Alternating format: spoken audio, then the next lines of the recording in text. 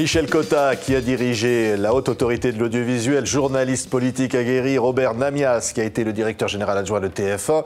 Et vous, Michel, et lui, vous êtes tous les deux éditorialistes à Europe 1. On publie un livre, c'est quoi? C'est un polar politique, ça s'appelle Fake News, c'est-à-dire les infox.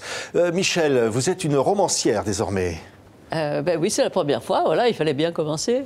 Mais c'est vrai que le roman laisse plus de liberté parfois que la relation des faits tels qu'ils se sont passés. Oui, et enfin, donc, une liberté, mais là vous nous parlez, on va en parler avec Robert, vous parlez de politique, vous décrivez un jeune président qui n'aurait pas 40 ans, que la première année se passe bien, puis après il se passe des choses terribles. Robert Namias, ça fait penser à Macron tout ça, votre histoire. Oui, mais parce que cette liberté permettait de digresser, si j'ose dire, sur deux choses de nature tout à fait différente.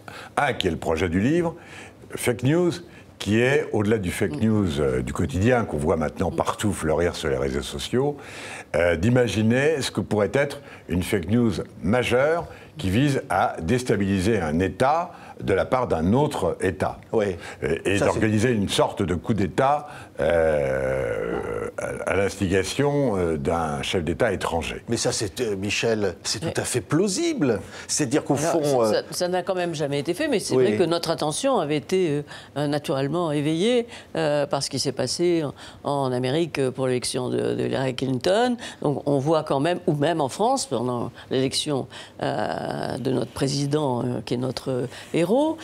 Donc on a été d'abord alerté par ça, puis on s'est dit, mais jusqu'où des fake news peuvent-ils aller? Est-ce qu'ils peuvent aller jusqu'à vouloir déstabiliser quelqu'un? C'est-à-dire même la chute, voilà, la chute du pouvoir. Provoquer la chute d'un pouvoir. Et puis voilà, on a bâti. Alors après, il fallait bien entrer dans la réalité qu'on connaissait pour nourrir le roman. Et la réalité qu'on connaît, c'est la vie politique. Que vous décrivez parfaitement. Vous êtes parfaitement aguerri de tout ça, tout ça. En fait, au fond, on se dit tout ça est possible, tout ça est vrai. Mais alors, la vérité, c'est que c'est encore peu probable, à la fois la fake news et puis ce qui peut se passer à partir de cette fake news dans un pays comme le nôtre, puisque nous, ça aboutit à la démission du président, il faut bien le dire, du jeune président qui est élu. Mais ce qui est certain, c'est qu'aujourd'hui, les services de renseignement, notamment, on l'a bien vu en effet à propos des élections américaines avec l'intervention des Russes, manifeste, évidente, mais c'est le cas de tous les services de renseignement de toutes les grandes puissances, que ce soit les États-Unis, la Chine, la Russie, Israël, l'Iran, ou la France même avec la DGSE, ont les moyens techniques, informatiques, logistiques d'organiser des manipulations et des opérations de déstabilisation qui sont devenues absolument indétectable. Déstabilisation qui peut être économique, déstabilisation qui peut être sociétale. Et là, en l'occurrence, nous, on va jusqu'au bout. C'est-à-dire que je parlais tout à l'heure d'un coup d'État. À la limite, depuis des années, des dizaines d'années, on sait bien que la CIA, notamment, a été à l'origine d'un certain nombre de coups d'État en Amérique latine et ailleurs. Mais il fallait encore envoyer des forces spéciales sur le terrain, etc. Mais Michel Cotta, c'est une forme de guerre que vous décrivez. Ah ben c'est la guerre. C'est la cyberguerre. C'est la cyberguerre. Qui se passe sur le numérique, qui se passe sur les réseaux sociaux. En ce moment, quand on voit, quand le ministre de la Défense, par exemple, quand la ministre de la Défense emploie le mot de cyberguerre, puisqu'elle a dit récemment, voilà, la cyberguerre est arrivée, on voit des petits effets de la cyberguerre, des fausses nouvelles qui passent, qui sont amplifiées, etc.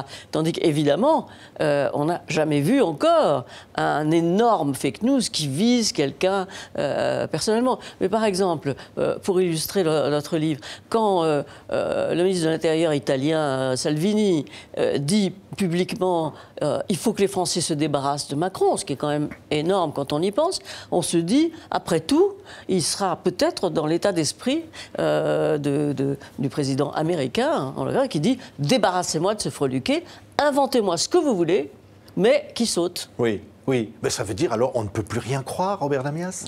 On ne peut plus croire Internet. On ne peut plus croire les journalistes, si l'on en croit l'opinion publique désormais qui a des doutes sur la crédibilité de notre profession.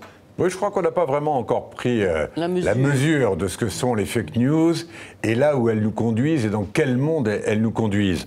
Ni en ce qui concerne le quotidien, où effectivement la parole de l'autre est de plus en plus décrédibilisée. Et au fond, la seule façon, un jour peut-être, de se protéger des fake news, ce sera de ne plus croire personne. Mais dans quel monde allons-nous vivre si effectivement on ne peut plus croire personne, y compris à la limite dans sa vie privée? Ça sera plus la démocratie, c'est ça au fond? D'autant que c'est irréversible, quelque part. Nous savons tous maintenant que Internet, on pourra peut-être le limiter, et encore, on voit bien que même en Chine, on n'y parvient pas tout à fait. Donc c'est irréversible. La présence des télévisions d'information continue est irréversible aussi. Donc si, quelque part, il n'y a pas une prise de conscience générale et une volonté des journalistes de démonter ces fake news avant qu'ils deviennent importants, alors, il faut que ça s'apprenne dans les écoles de presse, c'est sûr. Ça part tout de suite, et puis c'est des millions de personnes qui le reprennent. Alors, la France essayait de faire une loi contre les fake news. Vous dites, au fond, non, c'est perdu d'avance, on peut pas... Honnêtement... Non. Ça n'est jamais perdu. Mieux vaut essayer de réguler, je ne dis même pas de contrôler, mais de réguler pour tenter de démasquer un certain nombre de fake news, voire de sanctionner ceux qui en sont à l'origine. Mais enfin, c'est relativement des réserves. Vous savez, le propre de l'informatique aujourd'hui, que ce soit au niveau international, on parlait tout à l'heure de la possibilité pour un service de renseignement, à la demande d'un chef d'État, d'organiser une déstabilisation. Ou dans le quotidien des manipulations vidéo que l'on voit sur les réseaux sociaux, le propre des fake news et de ces manipulations, c'est d'avoir toujours en attaque un temps d'avance sur la défense. C'est-à-dire que la défense cherche toujours le moyen de contrôler ce qui a pris un moment, un temps, un instant d'avance. Mais cet instant, il demeure. C'est-à-dire qu'au moment où la défense trouve un système pour éventuellement annihiler ce qu'a été cette fake news, une autre surgit, plus ample encore. Et puis ça oblige la personne qui est l'objet d'un fake news, en l'occurrence notre héros de ce livre, qui s'appelle François Berlot, jeune président, qui vient d'être élu, qui a la première année remarquable, et puis la deuxième année rien ne va plus. Où ça se gâte. Et alors, dans ces cas-là, le président, il sait que c'est faux ce qu'on dit. Mais comment apporter la preuve de quelque chose qui n'existe pas? Or, c'est ça aussi qu'on retrouve dans la loi sur les fake news pour l'audiovisuel. C'est-à-dire qu'on l'a limité naturellement à la période électorale. Je dis naturellement parce que le reste c'est plus difficile. Bon, pour la période électorale. Mais il reste que la personne qui aura eu contre lui un fake news devra avoir le temps de faire la preuve que c'est faux. Donc c'est vraiment un sentiment de temps en temps d'impuissance que peuvent ressentir celui qui est l'objet de ça. Et d'ailleurs, dans notre livre, on voit que s'il n'y avait pas eu une intervention extérieure, une intervention d'un maître de l'informatique qui avait fait lui-même ces fake news et qui les dénonce, eh bien, jamais notre héros n'aurait pu prouver son innocence. Oui. Au fond, c'est un roman, mais qui nous alerte aussi. Finalement, qui dit il y a danger, il y a le feu dans la maison. Pour ça, vous avez demandé tout à l'heure pourquoi on avait plutôt choisi la forme du roman. D'abord parce que c'est même un polar, c'est un vrai polar où il y a des meurtres. Il y a des morts. Il y a des Heureusement, enquêtes. on n'est pas là. Non, on n'en est pas là. Il y a eu des meurtres politiques dans le passé non élucidés. Parce que c'est aussi le propre de la liberté qu'on s'est donnée, c'est d'inventer, mais en inventant sur une expérience commune qui fait qu'on raconte l'histoire de la politique française en même temps. Et on le situe dans le cadre d'aujourd'hui parce qu'il nous a semblé qu'effectivement, ce livre, il a été écrit il y a tout l'hiver dernier, c'est-à-dire bien avant les événements que l'on connaît, qui ont, semble-t-il, mis en difficulté et mettent en difficulté le pouvoir en France aujourd'hui. Mais ce qui est clair, c'est que et c'est pour ça qu'on parle de fake news. On est entré dans un monde, et en France en particulier, totalement instable, totalement liquide, si j'ose dire. Et c'est toute la difficulté d'ailleurs de la situation d'aujourd'hui, c'est qu'on ne sait pas très bien où elle va et comment on va en sortir. Et vous, grand journaliste, vous dites quoi? Au fond, c'est une défaite pour les journalistes, pour le journalisme? Non, ce n'est pas une défaite. Je ne pense pas que ça soit une défaite automatiquement et obligatoirement. Mais je pense que si effectivement les journalistes ne se mobilisent pas contre ça, s'ils ne prennent pas le soin de vérifier toutes leurs sources, ce que disent les gens, etc., oui, alors ça devient très grave. Donc c'est vraiment maintenant la responsabilité des journalistes et la responsabilité des écoles de presse.